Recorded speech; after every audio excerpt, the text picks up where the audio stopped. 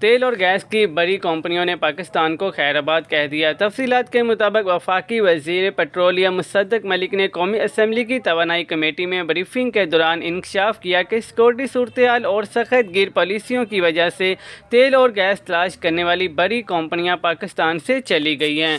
जुमेरात को कौमी असम्बली की कायमा कमेटी बराए पेट्रोलियम का इजलास सैयद मुस्तफ़ा महमूद की ज़ेर सदारत पार्लियामेंट हाउस में मुनक्कद हुआ। इजलास में कमेटी अरकान के अलावा वफाकी वज़ीर पेट्रोलियम मुसद्दक मलिक, सेक्रेटरी पेट्रोलियम समेत दीगर हकाम ने शिरकत की।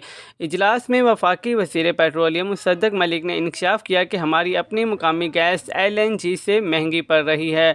दुनिया में LNG बहुत महंगी है, लेकिन हमारी अपनी गैस इससे भी महंगी पड़ रही है और इस वक्त हमारी अपनी गैस $10 और दरामद LNG $8 से $9 में मिलती है। हमें देखना होगा कि मसला कहाँ पर है ताकि इसको हल किया जाए। उन्होंने कहा कि वजारत अपनी पॉलिसियों पर नज़रसानी कर रही है और नई पॉलिसियाँ बना रही है। उन्होंने कहा है कि गर्दिशी कर्जा भी एक अहम फैक्टर है जिससे नुकसानात हो रहे हैं।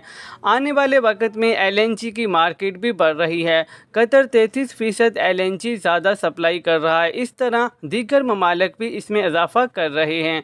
मुसद्दक मलिक ने इंकशाफ किया कि पाकिस्तान की ख़राब माशी सूरत-ए-हाल की वजह से पाकिस्तान के पेट्रोलियम सेक्टर से मल्टी नेशनल कंपनियां जा रही हैं और बड़ी मायनाज कंपनियां पाकिस्तान को छोड़कर चली गई हैं।